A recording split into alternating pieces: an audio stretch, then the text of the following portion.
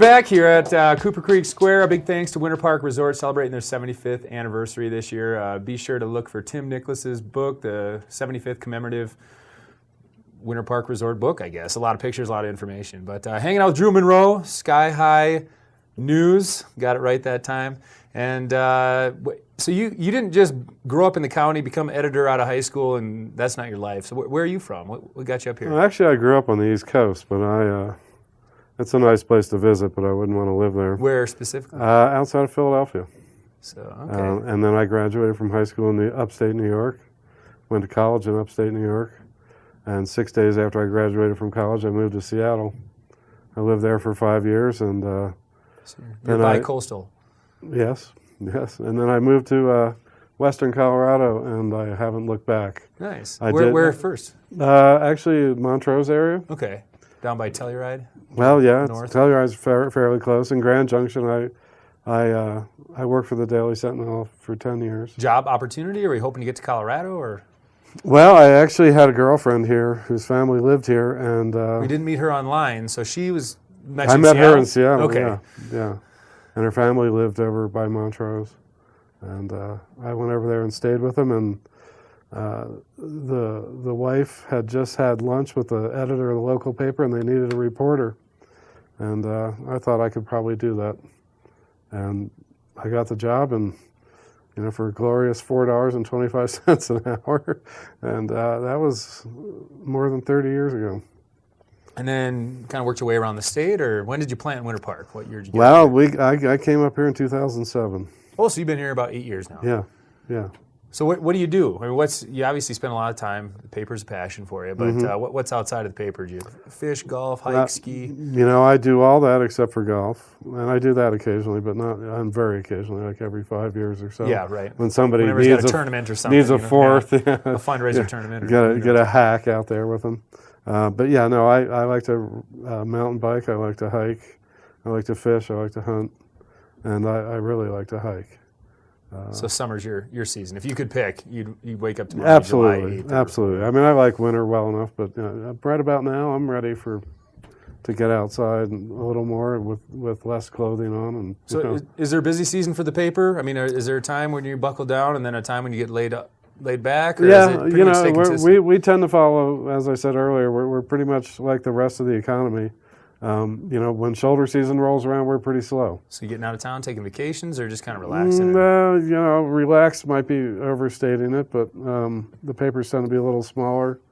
It's a little less hectic, and I enjoy the times when the county's relatively unpopulated. Yeah, I think we all do. The longer you live here, the more you appreciate the quietness. No, and the harder you work probably in the peak season. So the winter is your biggest season of the year, I would assume, is winter. Well, summer and winter are pretty close. Actually, summer is probably a little busier for us. Huh. Yeah. So do you get out and skiing? I mean, do you downhill much? Or? I downhill a little bit. I prefer cross country. I haven't downhilled much at all this year. I have a knee that's ripped up. From what? Just life? Just wear and tear. I've torn meniscus. I've been rehabbing. I've been riding a bike a lot more than I was before, and it's really helping. Ironically, toward the end of the ski season, I feel like I could probably do it now, but I'm not going to risk it. I feel pretty good. This time of year when June is just around the corner. Right. So back to the paper. Are you writing the articles? I mean, where's all this material coming from? I mean, what kind of staff are we working with? Is it core staff, or are you? I have 2 reporters, and then I have a lot of contributors. And I write things. I write columns and editorials. I write news stories occasionally. I write a lot of the headlines. I write a lot of the cut lines. I edit the stories. I decide where they're going to go. I decide how we're going to play different stories.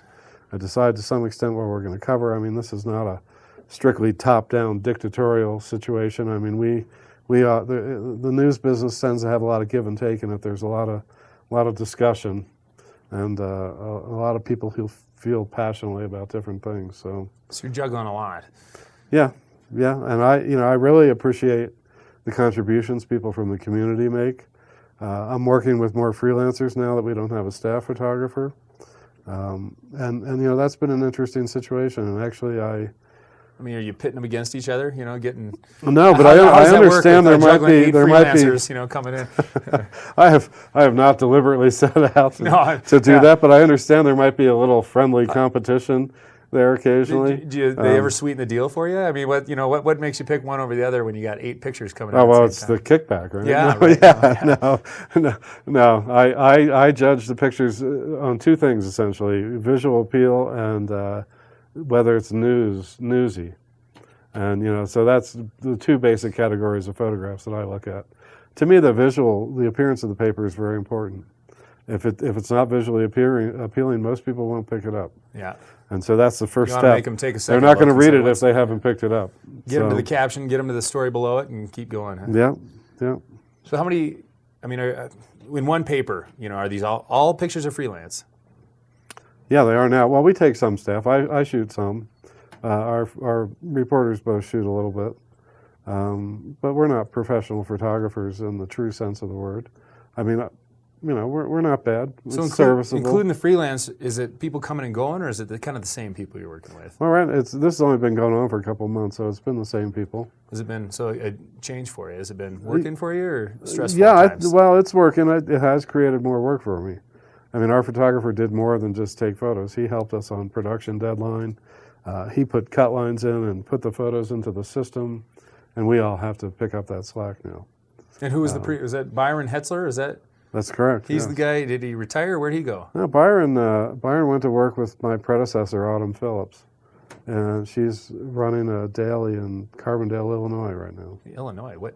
Why would you take? You know, I don't know why you take someone to Illinois or why you chase someone to Illinois. My comment on that is that the region of Illinois to which he moved is referred to as So Ill, which is southern Illinois. So ill. All right, on that we're going to jump off again and take a quick break. We'll be back in a moment.